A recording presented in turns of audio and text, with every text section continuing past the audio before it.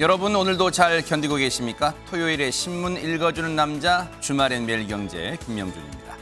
실패는 성공의 어머니라지만 여야 할 것 없이 공천 실패가 잇따르고 있습니다.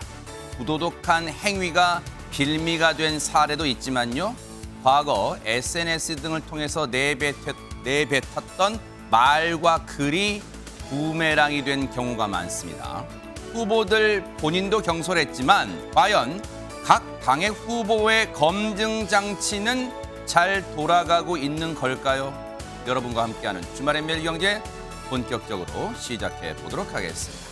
자, 오늘 주말의 매일경제 함께해 주실 분들을 소개해 드리겠습니다.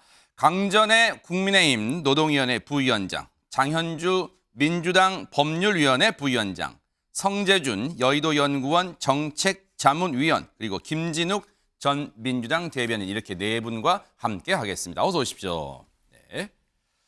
자, 여러분과 함께하는 주말엔 매일경제, 오늘 신문을 관통하는 첫 번째 키워드 살펴보겠습니다. 자신감인데 뒤에 물음표 붙었어요. 자신감? 이런 겁니다. 무슨 내용일까? 자신감 어떤 건지 보겠습니다. 조선일보 8면입니다. 수도권 우세 153석, 153석 더하기 알파 예상한다. 양쪽에 쌍따옴표, 큰 따옴표가 붙어 있어요. 그럼 누가 한 말이라는 거잖아요. 자, 과연 누가 한 말이고 어느 당 관련 얘기일지 관련 얘기 들어보시고 이어가 보도록 하겠습니다. 권역별 판세를 종합을 해보면 지역구에서 한 130 정도에서 140석 정도 현재 판단을 하는데요. 이런 좀 분석들을 평균치를 내보면 13석 플러스 알파 정도가 되지 않을까 예상을 해봅니다. 더불어민주연합입니다.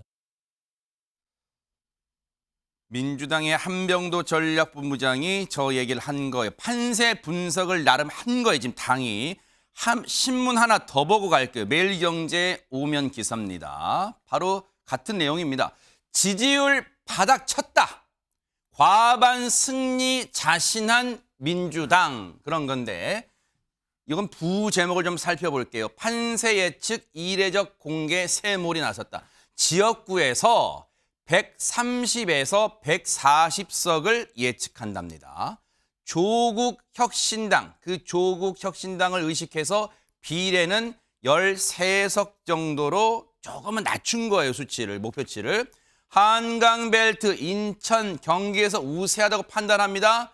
그리고 호남에서 이낙연, 새로운 미래당에 이낙연 영향은 없다고 자신하는 것 같답니다. 그래픽을 좀 볼게요. 판세를 어떻게 분석하는지 민주당이 보겠습니다. 민주당의 자체 권역별 판세 분석, 자체라는 말을 일단 넣었어요. 중요합니다. 당이 분석한 거니까요. 앞서 말씀드린 것처럼 인천, 경기 다수 지역 우세하다. 서울은 박빙 또는 박빙 우세로 보고 있습니다. 쭉 내려가 볼게요. 서해안 벨트로. 충청, 천안, 아산, 청주 지역 박빙 우세. 당진, 논산, 계룡, 금산, 증평, 진천, 음성은 박빙. 대전은 박빙구도, 호남은 압도적 우세라고 보고 있어요. 앞서 말씀드렸죠. 그 근거에는, 바닥에는 새로운 미래, 이낙연 신당의 영향은 거의 미미하다고 자체 분석하고 있습니다. 민주당은 제주는 세 곳 모두 석권을 목표로 하고 있다. 오른쪽 갑니다. 동해안 벨트 갑니다. 강원 갑니다. 강원 전체 판세가 쉽지 않지만 춘천, 원주에서는 승리를 기대하고 있다. 세종 전통적 강세 지역이다. 대구, 경북 압도적 열세다. 부산, 울산, 경남 인물 우위 지역을 승리 기대하고 있다. 이렇게 판세는 분석하고 있습니다. 장현주 부위원장님께 먼저 여쭤볼게요. 민주당 관련 얘기니까. 그 정한 지난주 한 2주 전만 해도요. 이른바 이제 언론들 표현이긴 합니다만 공천 과정에서 비명 행사 등이 막 난무해가지고 막 지지율도 많이 떨어졌단 말이에요. 바로 지난주도 우리가 그 얘기 했었지만 지지율 바닥을 쳤다고 이제 민주당은 보는 거예요. 지금 어떻습니까? 사실 뭐 그런 부분보다는요, 좀 두 가지 측면에서 봐야 될 것 같습니다. 네. 사실 총선이 20여일 앞두고 이렇게 판세를 예측하는 것 자체가 또 이례적이다라고 보는 시각도 있는데요. 그렇게 할 수밖에 없었던 것이 이제 두 가지 측면에서 본다면 첫 번째로는 지지층 결집을 위한 메시지라고 봐야 될 것 같습니다.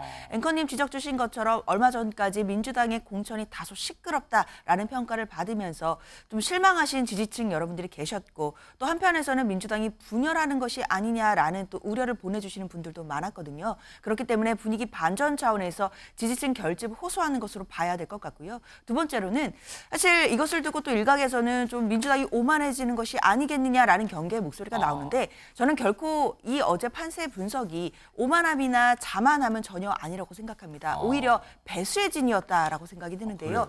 153석이라는 것을 사실 20 며칠 앞둔 총선에서 이야기를 한다는 것 자체는 지도부로서는 굉장히 부담스러울 것입니다. 사실상 총선 결과가 어떻게 나오냐에 따라 지도부의 운명이 달라질 수 있지 않겠습니까? 그렇다면 정말 배수의 진을 치는 마음으로 의회에서만큼은 과반을 민주당에게 주셔야 윤석열 정권을 심판할 수 있다라는 이 정권 심판론을 다시 한번 강조하는 것으로 봐야 될 것 같고요. 결코 뭐 자만한다거나 지금 판세를 자신하고 있다 이렇게 보기는 어려울 것 같습니다. 아하, 네. 지금 여기 제목 하나 볼게요. 매일경제 오면 기사의 부제목이긴 합니다만, 소제목이긴 합니다만, 국민의힘은 공식 전망에 말을 아끼고 있다는 거예요. 강전의 부위원장님, 네. 조금 사촌이 땅 사면 배 아프다고 민주당이 이런 판세 예측을 하는 게 네. 글쎄요. 바짝 긴장되는 겁니까? 아니면 개의치 않는 겁니까? 뭐 어떤 분위기일까요? 국민의힘은 긴장해야죠. 그렇지만 민주당 때문에 긴장하는 것이 아니라 총선 때까지 국민들께 더 사랑받기 위해서 늘 긴장해야 된다고 생각을 합니다. 네네. 그런 의미에서 국민의힘에서는 현재 판세의 분석을 하고는 있지만 당 내에서만 자료를 확인하고 그리고 밖으로는 이야기하지 않겠다라고 말씀하고 있는데요. 네. 저는 그러한 태도가 맞다고 생각을 합니다. 선거에 있어서는 고개를 들면 진다고 하잖아요. 지금 보여주신 저 매일경제에 있어서의 자료를 봐도 결과적으로는 박빙이라는 단어가 굉장히 많이 나오고 있습니다. 그런데 민주당에서는 153석 플러스 알파라고 이야기를 하면서 저 박빙들에 대해서 굉장히 본인들께 민주당에게 우호적으로 생각을 하고 있는 것 같은데요. 글쎄요, 국민의 입장에서는 지난 강서구청장 보궐선거에서 국민들께서 국민의힘에 많은 실망하셨다는 거 알고 그 이후에 혁신하기 위해서 굉장히 노력을 많이 해왔습니다. 이번 공천 과정에서도 그렇게 했다고 생각을 하고요.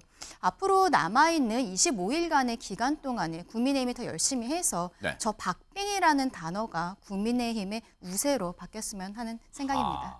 그러네요. 말씀 주신 것처럼 지금 민주당이 자체 판세, 권역별 판세 분석에도 박빙이라는 글자가 곳곳에 등장해요. 이제 그걸 어떻게 해석하느냐, 이른바 아전인수로 해석하느냐에 따라서 이제 판세가 조금은 달라질 수는 있다. 이제 그런 말씀을 해주신 것 같아요. 기사 하나 더 볼게요. 자, 동아일보 기사를 좀 보겠습니다. 동아일보 3면. 앞서 우리 장현주 부위원장님이 했던 표현도 나오고 있어요. 이 제목에 보세요. 일단 민주당은 최대 153석 플러스 알파를 예상한다. 앞서 한병도 전략본부장 얘기했었죠. 총선 26일 앞두고 어제 상황, 어제 얘기했던 거니까 총선 26일이고요. 오늘은 이제 총선 25일 앞으로 다가온 거예요. 총선 26일 앞두고 이례적, 앞서 우리 장현주 부위원장님 하셨던 표현이죠. 이례적으로 공개를 했다. 그런데 이 동아일보에는 이게 민주당 내부의 분위기도 취재를 좀 했어요. 그 내용을 읽어보고 가겠습니다. 보세요. 민주당 내에선 왜 이런 자체 분석을 이례적으로 공개했을까? 왜 신문조차도 이례적이라는 표현을 제목에 달고 있잖아요. 민주당 내에선 지난주까지만 해도 지역구 120석 정도를 예상했는데 당 지도부가 당 지지율이 다시 확실한 상승세로 전환했다고 보고 자신감을 드러내며 지지층 결집에 나선 것으로 보인다. 이런 분석도 나왔어요. 그런데 옆에 칸에 옮겨가 좀 볼게요. 또 있습니다. 내용은 민주당이 판세 공개 시점을 앞당긴 건 열세에서 박빙으로 전환됐다는 점을 강조해서 지지율 회복세 국면에서 더욱 지지층을 결집해 보겠다는 의도가 깔린 것으로 보이다. 대박 사건. 앞서 장현주 부위원장님이 딱 해석한 걸 그대로 지금 언론도 쓰고 대박 사건입니다. 역시 예리한 분석해 주셨는데 하나 더 볼게요. 한 문장 더 볼게요. 오른쪽 갑니다. 하지만 현재 판세들 최대 과반이라고 점 찍는 것은 점 찍은 것을 두고 당내에선 5만 프레임 역풍에 부딪힐 수 있다는 우려도 나오고 있다. 김진욱 대변인님, 지금 동아일보의 이제 이 해설성 기사에도 봐도 앞서 우리 장현주 부위원장도 얘기했지만 역풍 우려도 이것도 무시할 수는 없을 것 같아요. 그러니까 선거에서는 하루하루 한마디 한마디가 모든 것이 다 영향을 미칠 수 있다 이렇게 볼 수 있습니다. 네. 그럼에도 불구하고 민주당에서 이례적으로 이 판세를 분석해서 공개한 부분은 또 나름의 또 이유가 있는 거거든요. 저기 기사에서도 나와 있습니다만 지금 그동안 민주당이 이 공천 과정에서 많은 잡음들이 있었고 그것 때문에 일부 지지하시는 분들도 이번 총선에서 내가 투표를 해야 되나? 라고 생각했던 분들이 꽤 있는 거예요. 근데 이분들이 이제 자신감을 가지고 좀 자신감을 회복하셔도 좋다.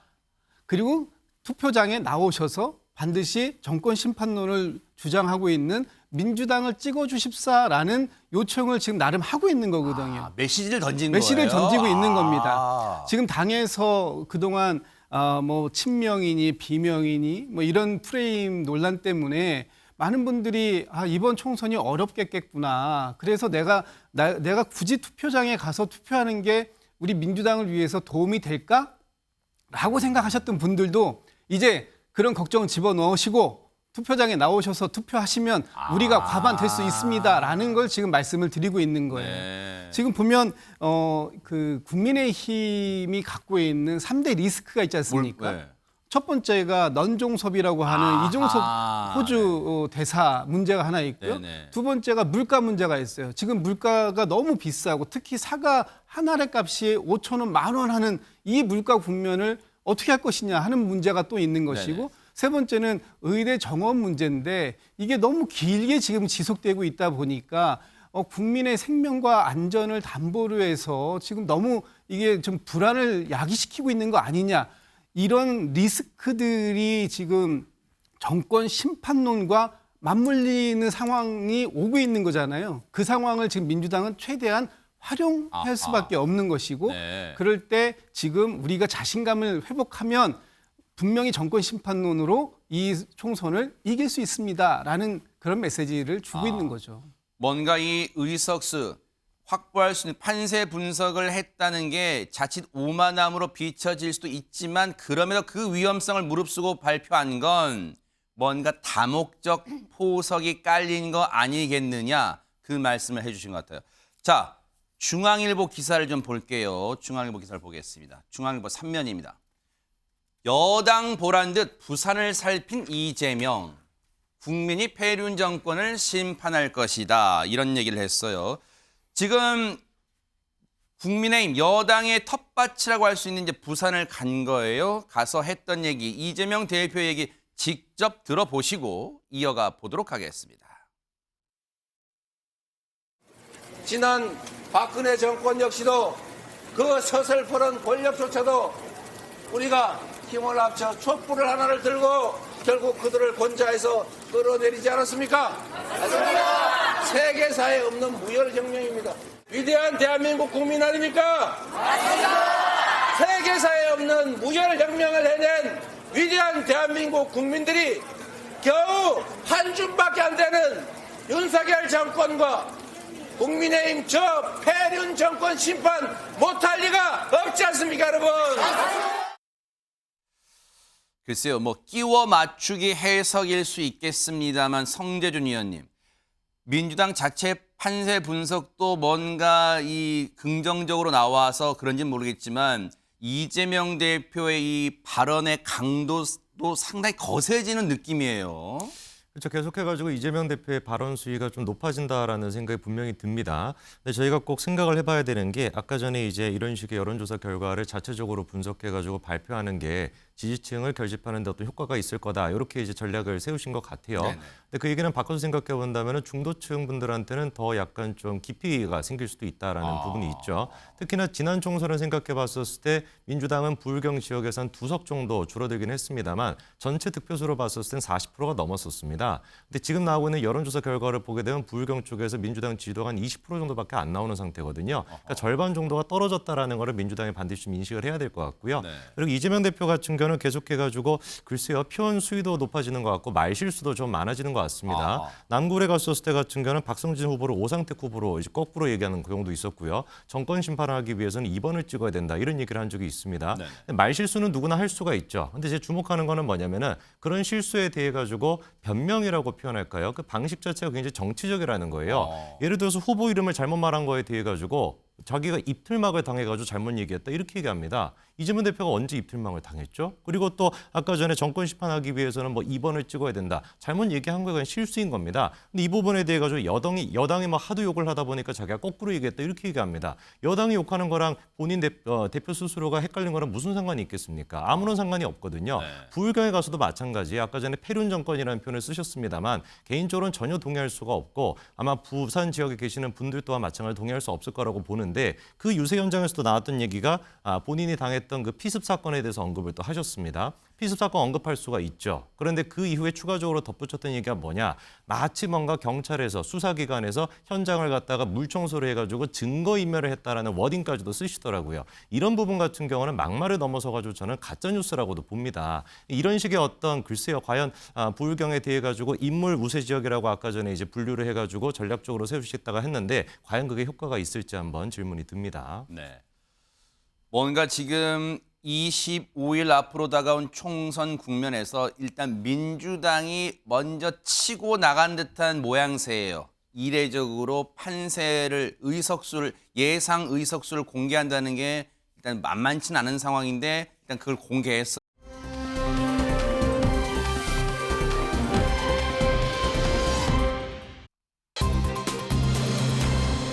자. 불안감. 이것도 뒤에 물음표, 오늘 물음표 시리즈인가요? 불안감 이렇게 읽어야 될 것 같습니다. 불안감. 앞서는 자신감, 이번엔 불안감. 과연 어느 당 얘기일지 한번 보겠습니다. 동아일보 3면입니다. 국민의힘은요. 판세 숫자를 공개 안 한다. 아하. 그런데 그 아래 제목에 아마 국민의힘과 지지층에서는 지금 주목할 것 같아요. 서울 지지율이요. 일주일 사이에 15%포인트나 빠졌답니다. 갤럽 조사를 근거로 일주일 전과 비교해 보니까 15%포인트가 빠졌다. 수치상으로 놓고 봐도 15%포인트가 빠진 건 대단하게 지금 격차가 난 건데 한 주 만에 비해서요. 일단 갤럽 조사 그래픽을 좀 볼게요. 조사가 어떻게 나왔는지 한번 짚어보고 가보도록 하겠습니다. 서울 정당 지지율입니다. 서울 지역입니다. 서울 지역만 본 거예요. 앞서 제목에 근거해서요. 자, 2월의 마지막 주부터 쭉 살펴볼게요. 왜냐하면 여론조사라는 게 이게 추이를 살펴보는 게 중요하니까요. 자, 위에 국민의힘입니다. 2월 마지막 주에 43%이던 게 3월 첫째 주에 45까지 찍더니 지금 둘째 주 어제 발표한 조사에서 보세요.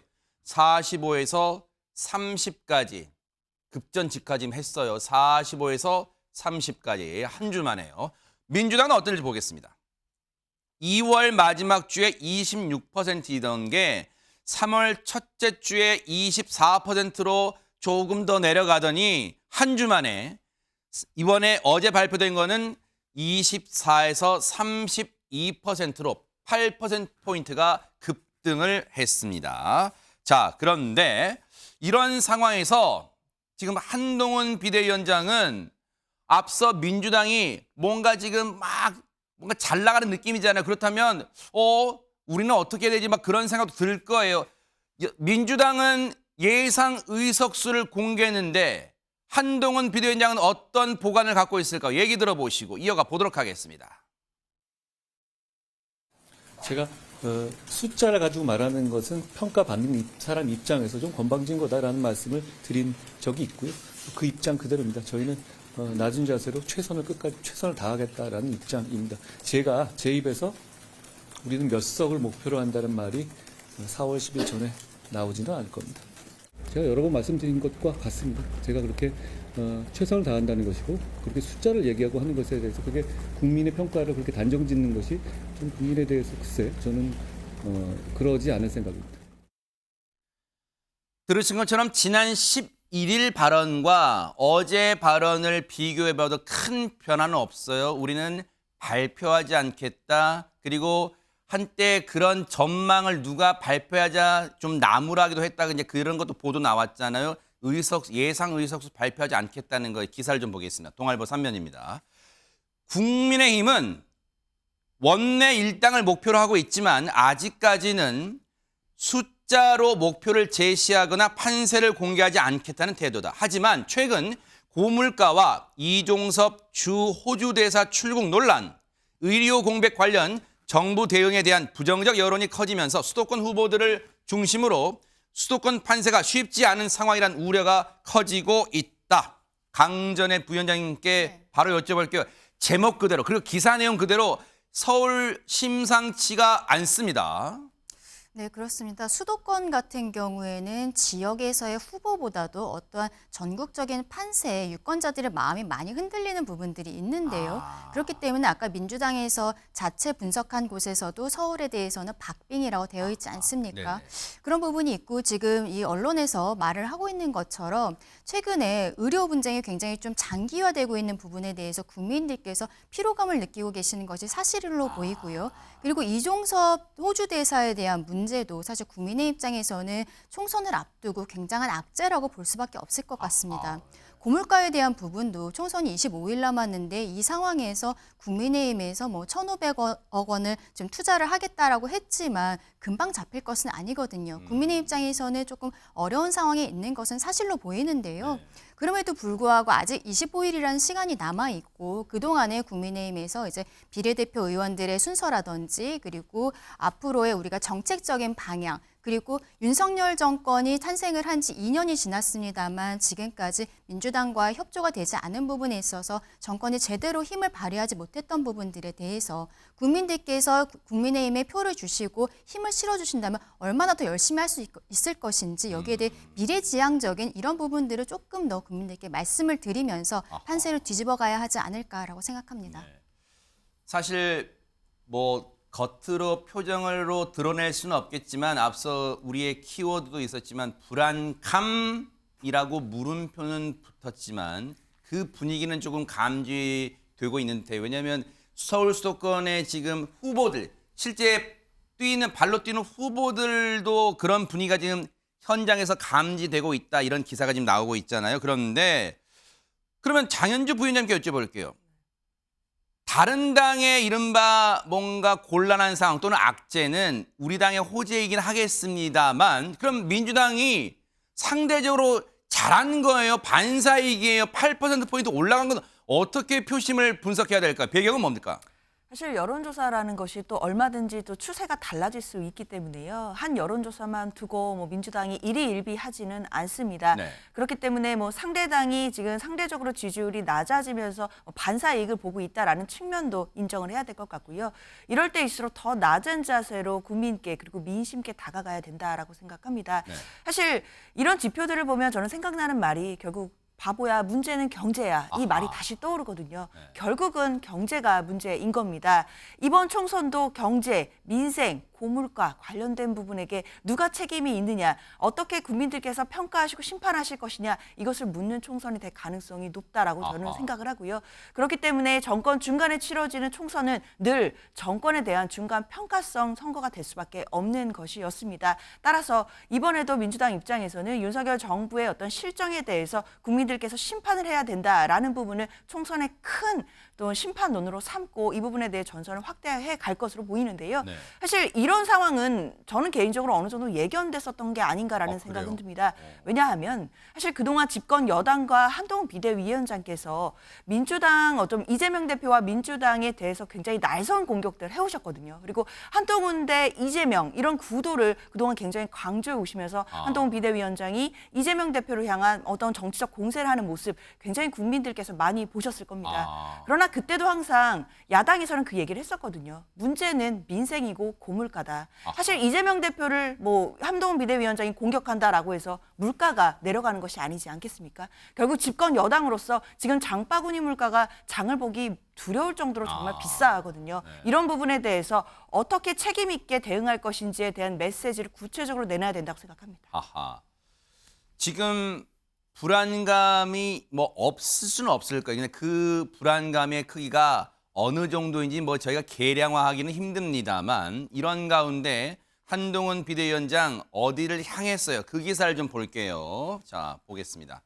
중앙일보 3면입니다. 야당 보란 듯 광주를 찾은 한동훈, 뭐 야당의 심장, 민주당의 심장부라 할 수 있겠죠. 광주를 찾은 한동훈 5.18 뜻을 이어받겠다. 시점이 참 미묘하죠. 5.18 관련 5.18 폄훼 발언으로 이 공천 취소가 된 도태우 후보의 공천 취소 바로 다음 날 광주를 찾아간 거예요. 얘기 들어보시고 이어가 보도록 하겠습니다. 저희 공천 과정에서 광주 5.18 민주항쟁과 관련한 어떤 이슈들이 있었죠. 저는 오히려 그 과정을 통해서 저와 우리 국민의힘이 5.18 민주화 항쟁을 어떻게 받아들이고 우리가 어느 정도로 존중하는지를 오히려 선명하게 보여드렸다고 생각합니다. 저 때는 이제 기자들 앞에 앉아서 했던 얘기니까 이 목소리 톤도 낮고 앞에 이제 무선 마이크도 깔려 있고 그런 자리지만 유세 현장 길거리에서는 지금 마이크는 사용할 수 없어요. 공식 선거운동 기간이 아니라서. 그런데 그때 이런 말을 했어요. 자, 정말 호남에서 당선되고 싶다. 호소를 했습니다. 그런데 성재준 의원님, 일각에서는 그래요. 도태우 변호사의, 도태우 후보의 공천 취소 대응이 한 템포 또는 두 템포, 한 발짝, 두 발짝 너무 늦었다 이런 지적도 나오는데 글쎄요. 호남 민심 잡을 수 있을까요? 어떻습니까? 아무래도 이제 국민들의 눈높이에 따라 가지고 도태우 후보에 대한 어떤 컷오프 결정이 좀 늦었다라고 보시는 분들도 분명히 계실 것 같습니다. 특히나 호남 지역에 계시는 분들 같은 경우는 이번에 도태우 후보에 대한 공천 탈락 결정이 이루어지고 난 바로 다음 날 한동훈 위원장이 호남을 찾았을 때도 유세 현장에서도 그렇게 질문하시는 분들 계시더라고요. 왜 도태우 변호사 아직 컷오프 안 하냐라는 식으로. 그럼 그만큼이나 이제 도태우 후보에 대해 가지고 호남 지역에 계시는 분들은 분노를 느꼈을 것이고 그런 측면에서 좀 컷오프 결정이 늦었다라고 보실 수도 있을 것 같아요. 근데 이제 물리적으로 생각해 봤을 때 한 2주가 채 안 되는 시간에 컷오프 결정이 이루어졌기 때문에 국민의 입장에서 같은 경우는 최대한 호남 분들의 이 어떤 그 민심과 이런 것들을 고려하는 결정이 빨리 이루어졌다라고 말씀을 좀 드리고요. 네네. 호남 지역 같은 경우는 이번에 윤석열 대통령 또한 마찬가지로 전주에 방문해 가지고 민생 토론회 때 그런 얘기가 나왔습니다. 전국에 있는 의과대학 중에서 전주에만 지금 의과대학이 없다고. 이 부분 같은 경우는 박지원 후보 또한 마찬가지로 오랜만에 진짜 대통령 칭찬한다라고 하면서 좀 축켜 세웠던 부분이기도 하거든요. 네. 그래서 이런 것뿐만 아니라 끊임없이 지금 이제 국민의힘 같은 경우는 호남 지역에 대해 가지고 정책적인 부분이 됐거나 지난 대선 때도 마찬가지였습니다. 사실 생각해 보면은 호남 지역이 0.7% 격차로 윤석열 대통령 승리하는 데 기여했다. 이런 얘기가 나올 정도로 호남 분들의 분위기도 계속해 가지고 바뀌고 있는 상황이니까 네. 충분히 저는 한동훈 위원장이 5.18에 대해 가지고 특히나 몇 번이나 강조를 했었던 것처럼 뭐 헌법 전문에다가 포함시키겠다라는 식의 발언뿐만 아니라 5.18에 대한 그리고 광주 주민들에 대한 한동훈 위원장과 국민의힘의 어떤 그 메시지도 충분히 전달될 거라고 봅니다. 네. 사실 김진욱 대변인님 호남에서 당선되고 싶다 그 절박감도 이제 호소는 했어요. 그런데 호남 민심도 중요하지만 이게 넓게 보면 중도층 표심에도 과연 이제 영향을 어느 정도 미칠지 그게 좀 주목될 것 같습니다. 당연히 영향 미치죠. 특히 그 5.18 문제가 어떻게 호남에만 국한되는 문제겠습니까? 지금 그 도태우 후보가 5.18 북개입설 얘기한 거 그리고 도태우 후보 같은 경우에는 또 이렇게도 얘기해요. 전두환 전 대통령을 두고 평화적인 방법으로 새시대의 문을 연 뭐 보기 드문 군인 출신 대통령 이런 발언들 이런 것이 어떻게 호남에만 영향을 미치겠습니까? 수도권에 있는 또 전국에 있는 이 중도 표심들에 정말 엄청난 영향을 미치는 거죠. 네. 그런데 이 어떤 문제가 생겼을 때 네. 문제를 처리하는 방식, 태도 이런 것들을 유권자들은 지켜보고 있는 거 아닙니까? 근데 이번에 도태우 후보 물론 결과적으로는 공천을 취소했습니다만 취소하는 과정까지 한동훈 위원장 재논의 요구했어요. 근데 공관위에서 재논의 했는데 만장일치로 공천 유지하기로 결정합니다. 그리고 나서 여론이 안 좋아지니까 아하. 결과적으로는 공천을 또 취소하는 거예요. 네. 그것도 한동훈 위원장이 호남에 가기 바로 전날 마치 등 떠밀려 하듯이 그런 식으로 이 문제를 정리했단 말이죠. 뭔가 모양새는 취해졌네요. 가기 취했지만 전날. 네. 결과적으로 보면 지금 이 문제에서 국한된 건 아니잖아요. 네. 장해찬 후보 문제라든지 아니면 조수현 후보 문제가 아. 여전히 남아 있어요. 네네. 이 문제들도 지금 정리가 안 되고 있는 거예요. 그런데 이게 문제를 얘기하자면 네. 한동훈 위원장이 지금 차별화를 전혀 갖고 있지 못하다. 한동훈 위원장의 어떤 한계 이런 것들이 지금 이런 문제, 이 공천이 여전히 이 공천 과정에서 그 한계를 노정하고 있는 게 아니냐. 그런 것까지 지금 수도권에 있는 중도층이나 이런 분들은 다 지켜보고 있다라는 거거든요. 그래서 지금 뭐 조수현 후보 같은 경우에는 또 그 제주 4.3 항쟁을 또 북과 연결되는 그런 발언을 한 것도 문제가 되고 있지 않습니까? 네. 이 과정들이 빠르게 정리되지 않는다면 네. 그러면 지금 나와 있는 것처럼 정우택 후보나 뭐 다른 분들을 공천을 여러 명을 취소했어도 남아 있는 문제가 해결되지 않으면 네. 절반밖에 해결되지 못한 부분이기 때문에 네. 여전히 중도층의 민심에는 영향을 미칠 것이다 이렇게 보고 있습니다. 네. 불안감의 이 수치를 계량화하기는 힘들다고 제가 말씀드렸죠. 어느 정도일지. 그런데 불안감을 가중시킬 것으로 추정해 볼 수 있는 요소는 또 있어요. 그 얘기를 해볼게요. 다음 기사, 동아일보 기사를 좀 보겠습니다. 동아일보 사면입니다. 광주를 찾아낸 한동훈 위원장 앞서 말씀드렸죠. 이종섭 지금 호주 대사로 임명됐어요. 발령됐어요. 이종섭 빨리 들어와서 정리를 해라. 지금 전남 순천에서 이 방문했던 모습 사진도 실려 있습니다만 그런데 지금 이종섭 주 호주 대사의 문제에 대해서 이런 입장을 냈어요. 그런데 한겨레 신문 하나 더 보고 갈게요. 한겨레 신문 7면입니다. 런종섭 뭐 민주당 비롯한 야당에서 그리고 뭐 개혁신당도 이렇게 뭐 표현하고 있습니다만 런종섭 이종섭 대사가 호주로 출국한 걸 이렇게 표현하고 있습니다. 런종섭 비판 커지자 말 바꾼 한동훈, 말을 바꿨다고 표현하고 있어요. 한겨레는 말 바꾼 한동훈 귀국해서 수사에 응해야 한다. 자, 그러면 한겨레 제목처럼 말을 어떻게 바꿨는지 한동훈 위원장의 얘기 쭉 들어보시고 이어가 보도록 하겠습니다.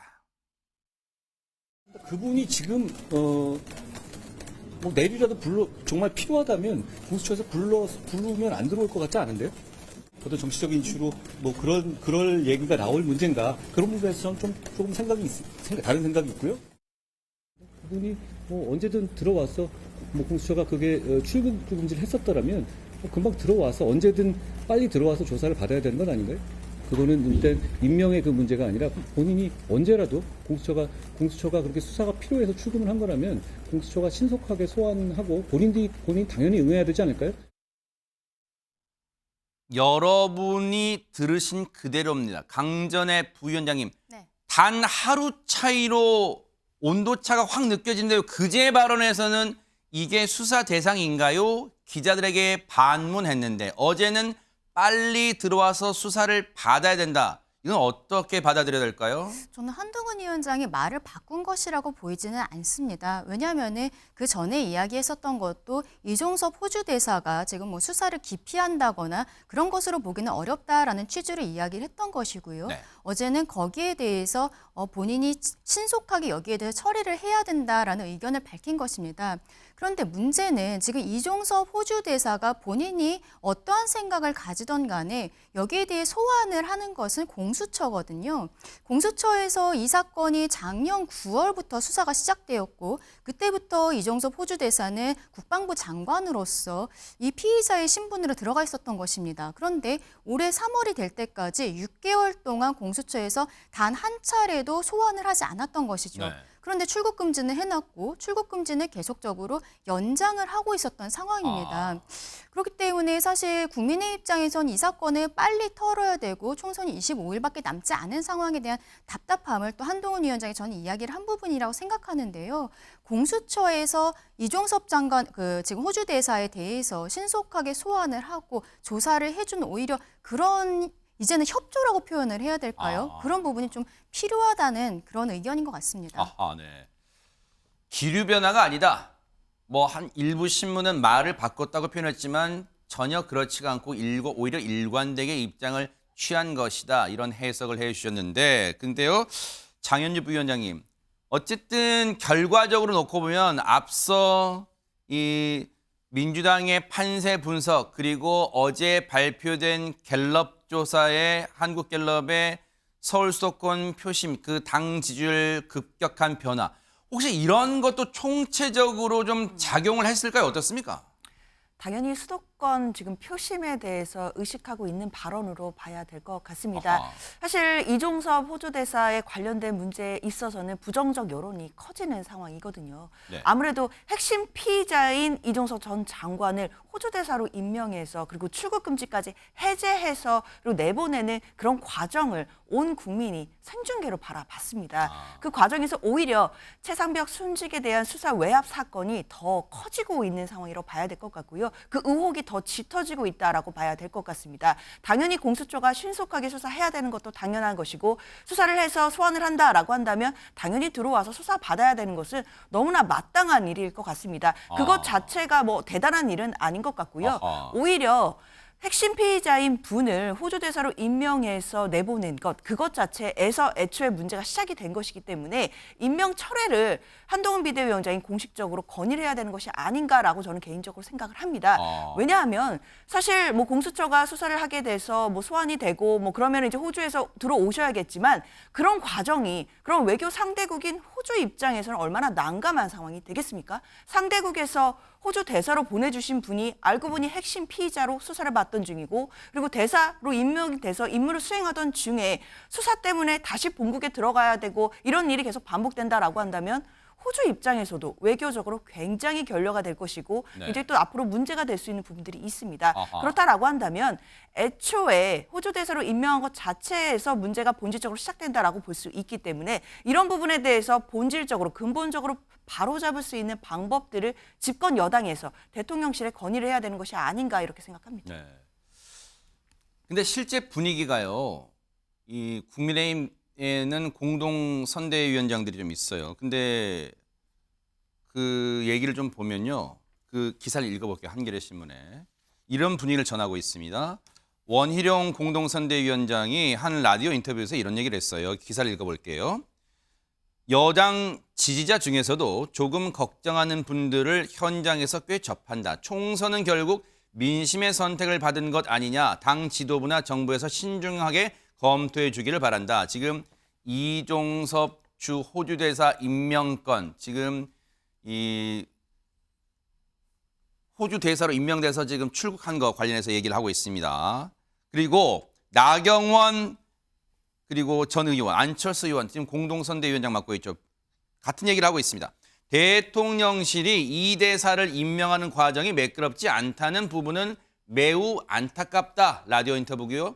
안철수 의원도 당도 입장을 정해서 대통령실에 건의를 해야 한다. 뭔가 현장 다녀보니까 지금 나경원 전 의원이나 안철수 의원은 지금 총선 후보, 예비 후보로 현장 뛰는 분들이잖아요. 안철수 공동 후보도 마찬가지고.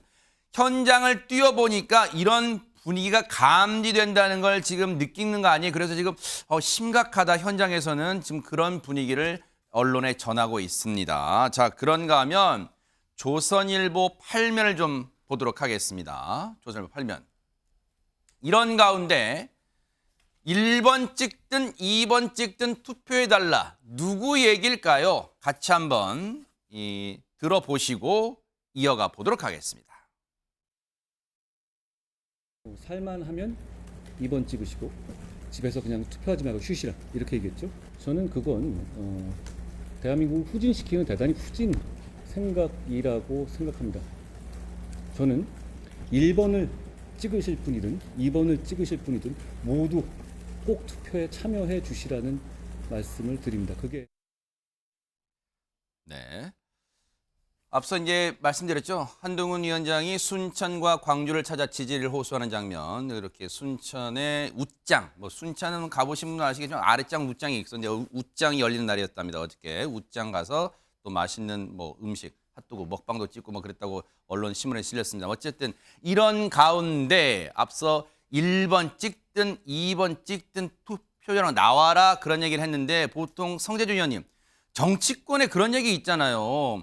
투표율이 높으면 진보 쪽이 좀 유리하다라는 게 뭐 이제 거의 정설처럼 돼 있는데 투표하러 나와라. 이거 어떻게 뭐 자신감일까요? 뭘까요? 어떻게 해석해야 될까요? 글쎄 아무래도 이제 투표율이 높아지게 되면은 정권 심판에 대한 의지가 높아진다라 그래가지고 진보 쪽이 유리하다 이렇게 좀 많이 있죠 얘기가. 근데 한동훈 위원장의 저 얘기 같은 경우는 제가 봤을 때 뭐 정치적으로 해석할 게 없이 그냥 상식적인 얘기 그 자체인 겁니다. 당연히 1번을 찍든 2번을 찍든 투표를 해달라고 하는 얘기가 이게 뭐 해석이 필요한 부분이 아니잖아요. 너무 명확한 얘기이기 때문에. 다만 이제 그 초현실적인 얘기를 하시는 분이 계시니까 이제 우리가 의문이 생기게 되는 거죠. 1번을 찍든지 집에 계셔라라고 하는 얘기가 나온다라는 거는 민주사회에서 도저히 좀 이해가 안 되는 발언인 거거든요. 근데 이제 놀랍게도 이 얘기가 지금 대한민국의 제일 야당이라고 하는 민주당의 당대표 이재명 대표 입에서 나왔다라는 것이고 그 직전에 이재명 대표가 이찍이라고 하는 표현에 대해서도 사과를 한 직후에 또 그런 발언이 연달아 나왔다라는 겁니다. 그러다 보니까 저는 근본적으로 아까 전에 이종섭 대사 문제에 대해서도 이렇게 좀 수사를 받으러 가고 왔다 갔다 하다 보면은 외교적인 결례가 될 수 있지 않을까라는 지적도 있었습니다만 이재명 대표의 저런 식의 모습은 제가 봤을 때 민주적인 결례가 되는 거예요. 아니 특정 정당에 대해 가지고 찍든지 그게 안 찍겠다라고 하면 집에 계셔라는 얘기는 자기 당을 안 찍겠다라고 하면 투표하지 말라라는 뜻으로 해석이 될 수 있는 부분인 거 아니겠습니까? 저는 이런 모습을 생각해 보면 과연 민주당이 5.18 정신에 대해 가지고 국민의힘을 비판할 만한 그 뭐라고 할까요? 자격이 있을까라는 생각까지도 듭니다. 5.18 정신의 핵심이 뭐겠습니까? 독재에 맞서 싸워가지고 대한민국의 민주화를 만들어냈다는 게 5.18 정신인 거 아니겠어요? 그리고 민주화 정신의 핵심은 또 뭡니까? 선거를 하는 겁니다. 근데 그 선거에 대해 가지고 포기해도 좋다, 안 해도 좋다라는 식의 저런 식의 장려하는 발언이 나온다라는 거, 저런 모습에 발로 제가 봤을 때는 5.18 정신에 가장 부합하지 않는 모습이 아닐까 하는 생각이 듭니다. 지금 한동훈 위원장이 뭐 가는 데마다 늘 거침없이 뭐 탁 질문 들어오면 언론들이 기자들이 물어보면 탁 즉각 증문 즉답으로 유명하잖아요. 그런데 일각에서는 김진욱 대변인님 물론 이제 다른 당의 상황이긴 합니다. 다른 당의 뭐 당대표격인 분 얘기긴 합니다만 일각에서 그런 얘기도 나와요. 이른바 원보이스, 한동훈 원보이스 한 사람의 대응으로만으로는 총선 이 거대한 선거 치리가 역부족 아니냐 이런 지적도 나오고 있습니다. 어떻습니까? 지금 한동훈 위원장의 한계 이렇게들 이제 많이들 말씀들을 주시는 부분이 바로 그 부분입니다. 한동훈 위원장이 혼자서 할 수 없다라는 건 아니에요. 할 수 있죠. 그런데 한동훈 위원장의 근본적 한계는 뭐냐면 한동훈 위원장이 그 본인이 쳐놓은 안에서 바깥으로 깨고 나가지 못하는 거예요. 뭐냐? 예를 들면은 대통령실과의 차별화 이거 못하는 겁니다. 지금 그 좀 아까 방금 전에도 원희룡 뭐 장관이나 뭐 이렇게 얘기 나왔지만 이종섭 장관에 대한 임명, 그러니까 지금 호주 대사에 대한 임명 철회를 건의하자라는 얘기 이거 할 수 있겠습니까? 이거 못 하잖아요. 또 장해찬 후보 지금 막말 논란 그렇게 나와도 고심하고 있다고는 하지만 못 하고 있어요. 왜? 그 얘기는 저희 잠시 뒤에 해볼게요. 네네. 대통령 전화를 받았기 때문에 받은 사람을 갖다가 어떻게 공천 취소시키겠느냐 이런 한계가 있는 거예요. 그래서 그 혼자 하기 때문에 전국의 254개의 지역구를 다니는 역할이 부족하다. 그래서 더 많은 공동위원장이 필요한 게 아니라 본인이 하는 얘기를 다른 사람들도 할 수 있어야 되는데 그 얘기를 한계가 딱 벽이 너무 명확한 거예요. 용산의 벽을 넘어갈 수 없는 이 벽이 너무 명확하기 때문에 거기에서 나오는 한계일 뿐이지 혼자서 원보이스이기 때문에 되는 건 안 되는 건 아니다. 아니 지금 국민의힘도요. 선대위원장, 총괄 선대위원장이 있고 공동 선대위원장이 있고 그렇죠. 그 밑에 공보단 엄청나게 많은 대변인들 있지 않습니까? 원보이스라는 건 하나의 똑같은 목소리를 여러 사람들이 같이 내면 되는 거잖아요.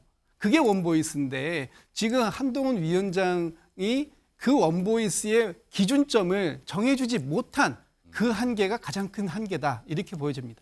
굳이 표현하자면 원보이스는 지금 일관된 소리를 여러 명이 내는 건데 지금 상황은 그냥 나 홀로 보이스다 뭐 그 정도라는 거잖아요. 지금 한동훈 위원장. 그래서 보수 언론에서도 그런 표현을 쓰고 있어요. 후보들이 전부 또 당도 한동훈 위원장 입만 바라보고 있다. 뭐 그런 지적을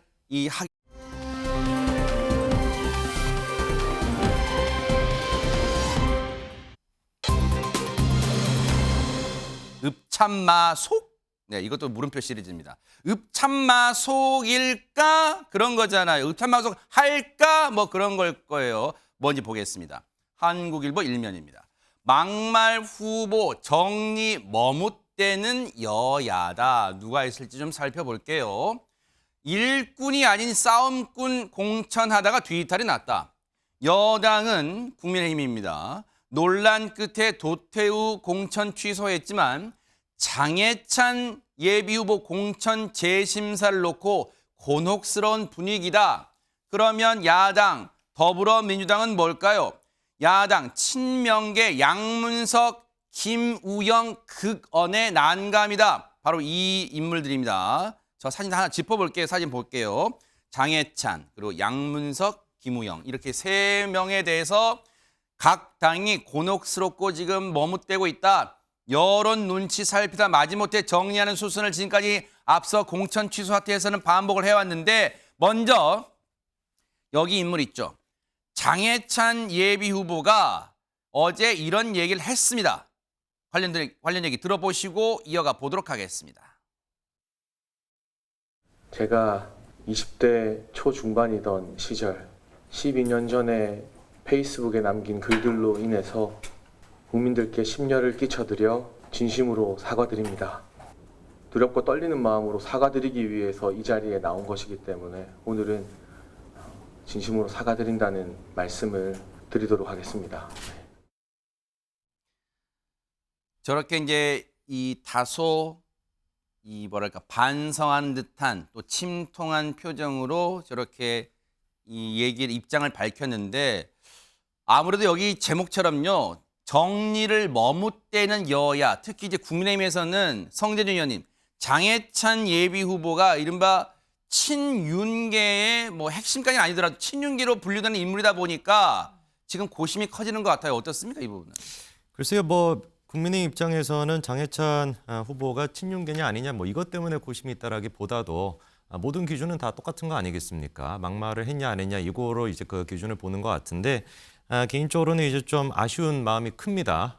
지금 이제 뭐 싸움꾼이다 뭐 이런 지금 표현까지도 있었던 걸로 기억이 납니다만 글쎄 과연 장해찬 후보가 싸움꾼이다 이런 표현에 대해서도 조금 동의하기 어려운 부분도 있고요. 근데 그런 걸 다 떠나가지고 정치의 근본적인 어떤 문제라고 할까요? 네. 계속 시간이 가면 갈수록 12년이 지난 그런 어떤 글조차도 그때는 뭐 공직을 맡고 있었던 것도 아니고 심지어 뭐 정치와 아무런 연관도 없었던 그냥 한 명의 청년에 불과했었는데 그때 썼던 글조차도 문제가 돼가지고 만약에 지금 컷오프가 된다라고 한다면 참으로 저 대한민국 정치가 더 좀 잔혹해지는 거 아닌가라는 아쉬움도 있습니다. 근데 그런 거를 떠나가지고 당적인 차원에서 아까 전에 이제 여론조사 결과 같은 경우도 수도권에서 지금 한 15% 정도 떨어졌다라는 그 조치도 있었는데 사실 일주일 사이에 어떤 일이 있었는가를 생각해 본다면은 글쎄 많은 분들이 공감하시겠습니다만 막말 논란 말고는 딱히 국민의힘에서는 뭐 별다른 요소가 없었던 것 같거든요.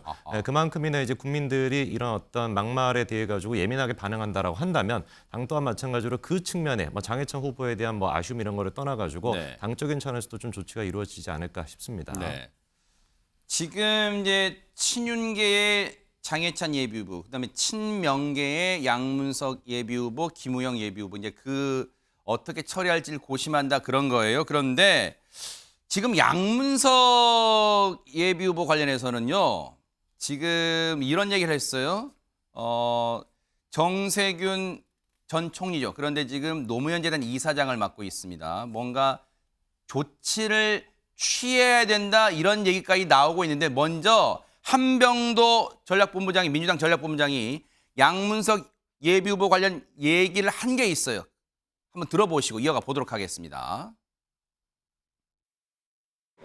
양문석 후보가 노무현 전 대통령이 불량품이라는 발언을 했다는 게 네, 여러분 반갑습니다. 긴 시간 함께해 주셔서 고맙고 울산 시민 여러분께서 잊지 말고 행동해서 이 윤석열 정권의 무도한 폭정을 멈춰주시기를 부탁드립니다. 고맙습니다.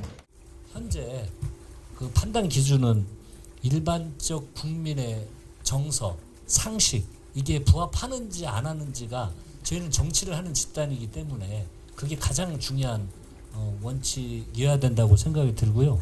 지금 방금 하신 부분은 제가 전혀 확인을 못하고 있는 방금 뭐 언론에 나왔다는데 내용 이거 자체를 아직은 제가 안 읽어봐서 좀 말씀드리기는 조금 빠른 면이 있는 것 같습니다. 한번 확인을 해보겠습니다.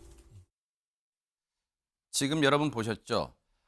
질문을 기자가 했는데 이재명 대표는 그 질문에 대한 이 답은 회피했어요. 답은 안 하고 다른 얘기를 했어요. 그리고 한병도 전략기획본부장도 조금 더 살펴봐야겠다 이런 얘기를 했는데 이런 가운데 앞서 제가 말씀드렸죠. 노무현재단 이사장을 맡고 있는 정세균 전 총리는 김진욱 대변인 양문석 예비후보의 과거 글에 대해서 조치를 취해야 한다고 요구하고 나섰어요. 한 언론 보도의 뭐 단독 보도이긴 합니다만 어떻습니까 이 부분은?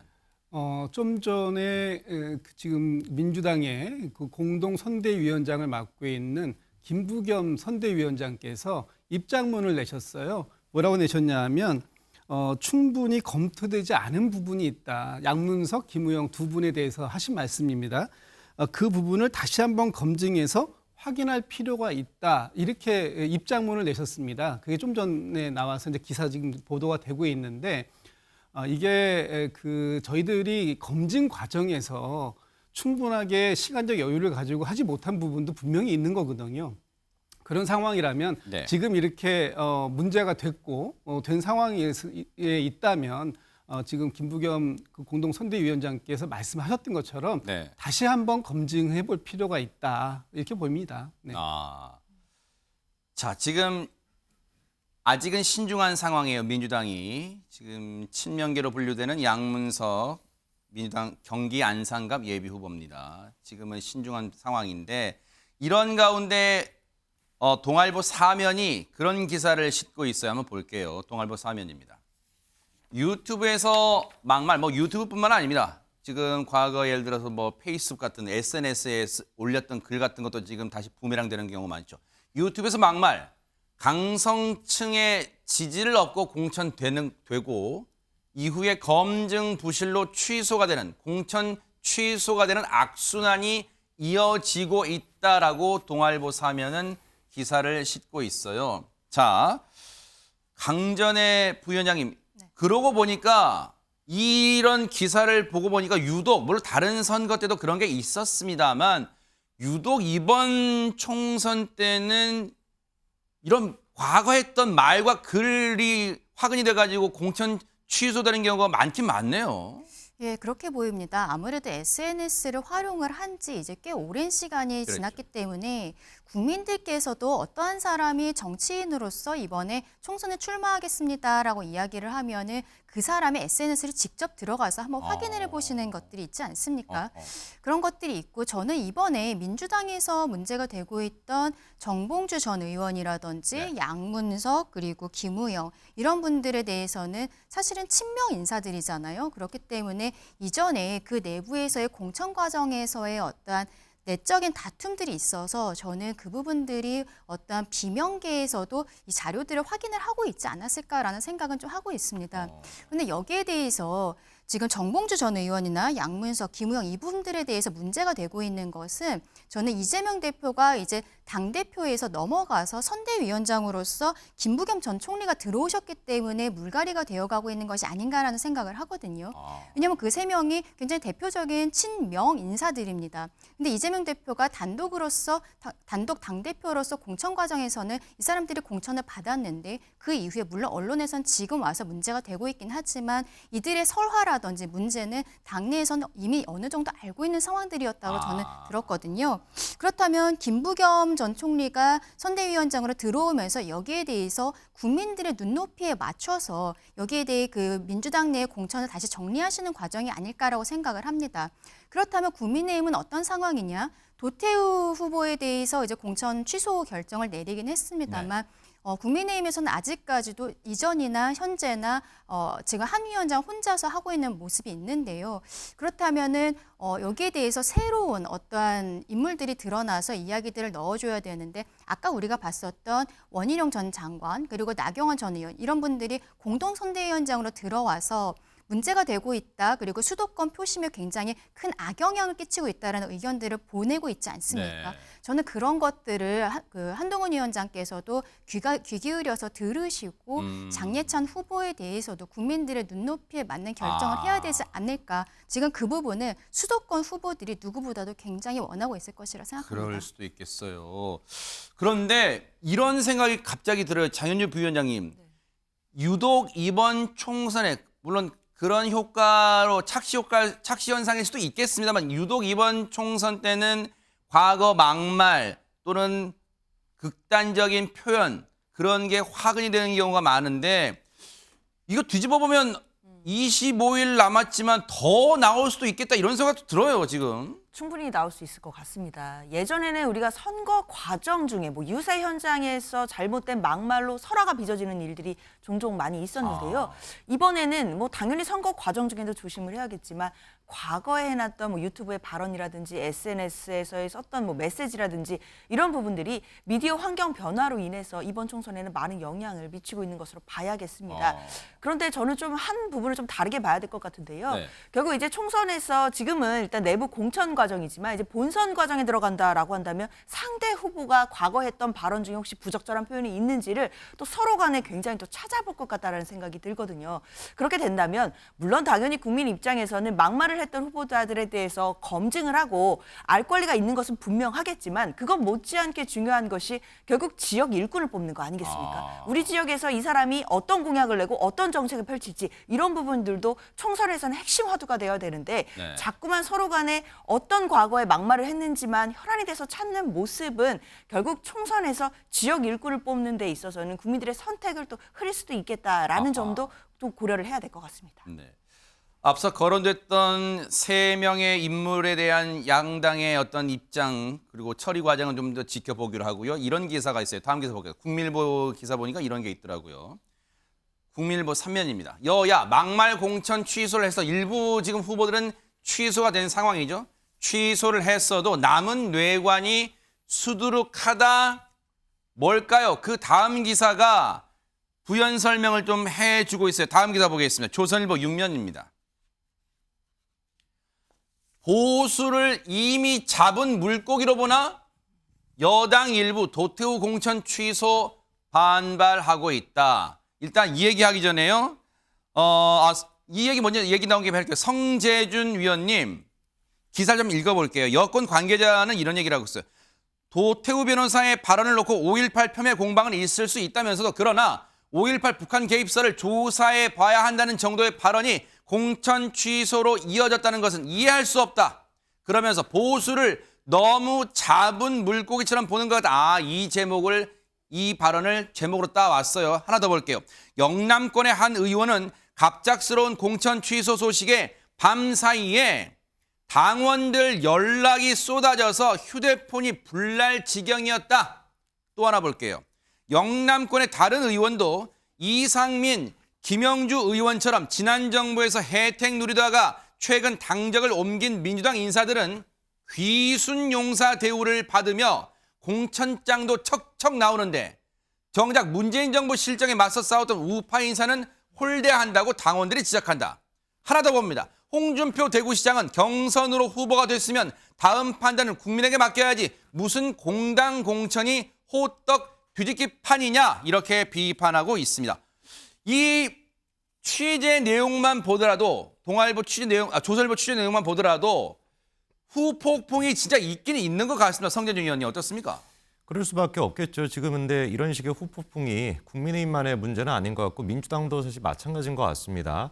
여론조사 저희가 추이를 보더라도 국민의힘과 민주당 양당의 어떤 지지율 같은 경우는 사실 뭐 엄청나게 큰 변화가 있지는 않고 한 35% 정도로 거의 왔다 갔다 하는 수준이거든요. 네. 그러니까 그런 맥락 속에서 봤었을 때 좀 강성 지지층이라고 할 수 있는 부분들은 분들 같은 경우는 뭐 정봉주 후보에 대해서도 지금 컷오프에 대해서도 반발하고 있는 상태이고 양문석 이제 후보 같은 경우도 이제 뭐 입에 담을 수 없는 표현들이죠, 사실. 근데 그런 표현들에 대해서 어떻게 컷오프를 시킬 수가 있냐라고 계속해서 지금 반발하고 있는 상태. 물론 이제 아직 컷오프는 안 됐습니다만 그런 맥락 속에서 지금 도태 후보 같은 경우도 물론 이해는 됩니다. 억울한 부분이 분명히 있으실 것 같아요. 도태 후보 입장에서 같은 경우는 자기가 5.18 당시에 북한군의 개입설을 주장한 적이 없다라고 지금 입장을 냈습니다.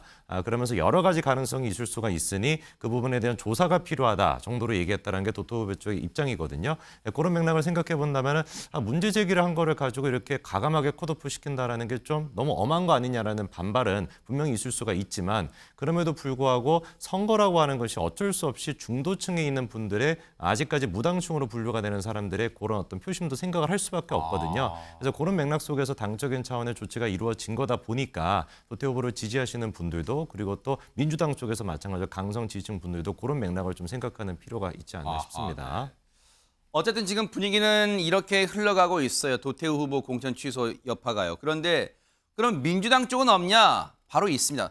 민주당이 주도하는 그 위성정당 더불어민주연합이라고 있어요. 거기에 최근에 임태훈 전 군인권센터 소장을 남성 2번에 이제 배치했잖아요. 근데 그걸 놓고 철회했다가 다시 재심했다가 지금 민주당은 다시 완강하게 안 된다 이러다 보니까 김진욱 대변인 일각에서는 이러다가 시민사회와의 연대가 깨지는 거 아니냐 뭐 이런 얘기까지 나오고 있어요. 어떻습니까?